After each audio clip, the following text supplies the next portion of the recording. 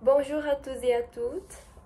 Aujourd'hui, je continuerai mon parcours à parler le français tous les jours pour améliorer la langue et faire des examens de proficience et peut-être étudier à l'étranger, en France préférablement, parce que je veux étudier là parce que j'étudie l'ingénieur, ma fac a des échanges avec la France et ouais, c'est ça. Aujourd'hui, je parlerai sur un sujet très intéressant que les influenceurs ont-ils trop de pouvoir? Et je pense que c'est un sujet très actuel parce que il y a beaucoup des influenceurs qui sont peut-être plus célèbres que quelques pop stars, peut-être. Donc, les influenceurs de YouTube, les influenceurs de TikTok, sur les influenceurs sur Instagram, sur TikTok, sur euh, YouTube. Donc, ouais, c'est un sujet très intéressant. Et je veux développer l'idée que...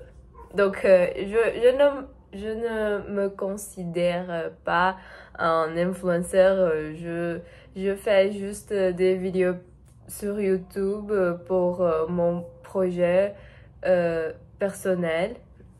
Et ouais, je n'espère pas que je sois en grande, une personne avec grand pouvoir de parler sur ces sujets. Mais c'est quelque, j'ai cherché pour en rédaction et c'est une non, c'est un dossier, ouais, c'est un dossier que le titre est Les influenceurs entre pouvoir, controverse et réinventation. C'est un très bon dossier de Nathalie Fleck et je recommande beaucoup. Je mettrai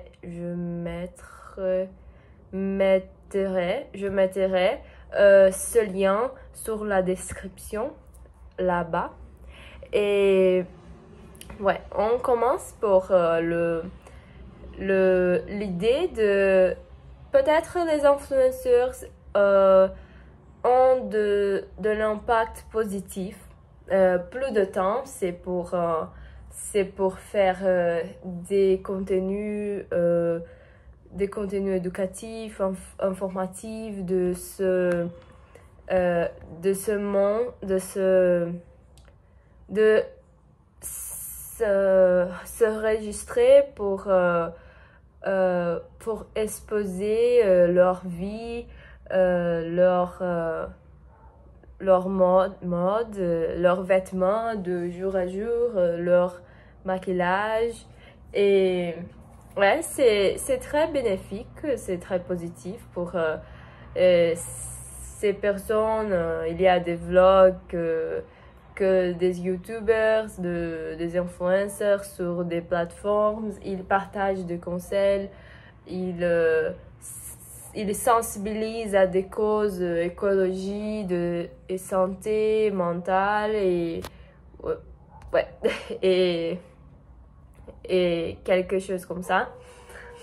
Et il crée des communautés fortes aussi. Comme il y a beaucoup d'exemples. Il y a des exemples je ne sais pas, de quelques influenceurs de sport, par exemple. Ils créent une communauté qui partage beaucoup des informations sur des diètes, sur des repas nutritifs, bons pour la santé, je ne sais pas. Ouais, il est possible de s'inspirer, à apprendre, créer, se dépasser.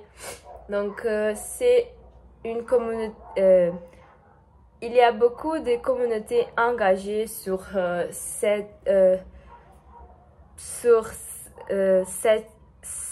chaînes. Mais il y a aussi ce que je veux parler principalement aujourd'hui, des aspects négatifs que quelques influenceurs utilisent leur pouvoir pour promouvoir par exemple des marchandises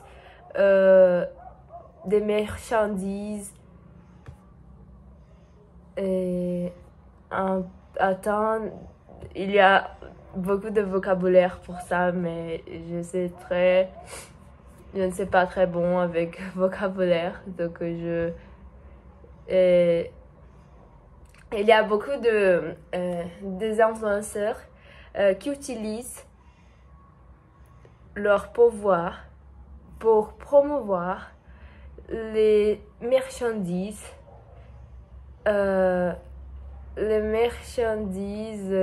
qui ne sont pas confiantes. Vous comprenez? C'est comme... oui, c'est là. Il y a dans ce dossier, il y a la crédibilité et sincérité pour le professionnel, les influenceurs, et ils font beaucoup de marketing qui sont plus de fois ils sont au cours de scandales liés à des escroqueries financières. Donc, c'est très dangereux quand les influenceurs qui ont beaucoup de public, ils promouvent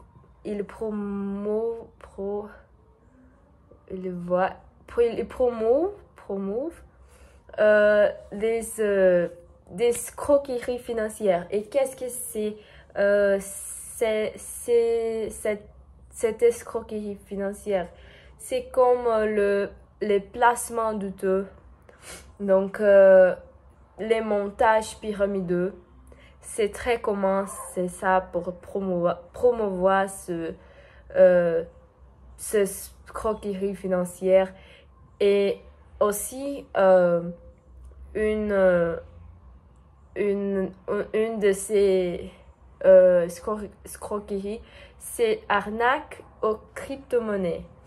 Donc, il y a beaucoup de ces sacs qui sont partagés pour tout et qui sont promouvés par ces influenceurs. Et c'est très dangereux, principalement pour le public plus jeune, qui sont, je ne sais pas, qui ont de la confiance sur des influenceurs qu'ils suivent à beaucoup de temps, mais ils ont des hobbies à même que le public, je ne sais pas, et il fait de la confiance dans ces influenceurs, et c'est très dangereux quand il fait cette publicité mensongère. Et ouais, c'est très difficile ce sujet-là, parce que il y a aussi beaucoup de produits sponsorisés, parfois douteux, comme ces scams, comme j'ai dit. Et on doit avoir aussi précaution avec la propagation de fausses informations, les fake news. Et c'est toujours un thème très délicat parce que c'est très difficile d'arrêter une fausse information. Quand cette information est partagée partout, c'est très difficile de l'arrêter. Donc, il y a beaucoup de ces cas-là. Et pour ma position personnelle, je pense que il faut que les influenceurs je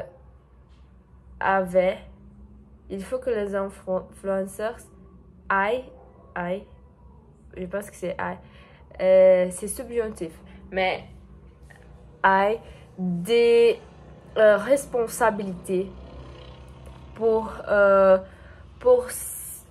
promouvoir certaines choses. Il peut être leur vie, leur style de vie. Il peut être produit, sponsorisé, mais il faut qu'il aille des responsabilités pour respecter le public, pour ne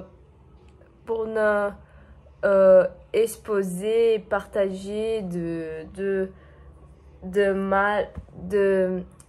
comment je peux dire, il faut qu'ils doivent être éthiques en ce cas. Et donc c'est ma conclusion. Donc il faudrait peut-être plus de régulation ou plus d'éducation aux médias pour apprendre à réfléchir par soi-même. Mais je ne sais pas, je poserai une question dernière pour vous. Et pensez-vous que les influenceurs devraient être plus contrôlés? Je ne sais pas, qu'est-ce que tu penses? Qu'est-ce que c'est un cas que il doit être plus contrôlé par les plateformes comme le YouTube, l'Instagram, le Twitter et le X. Hein?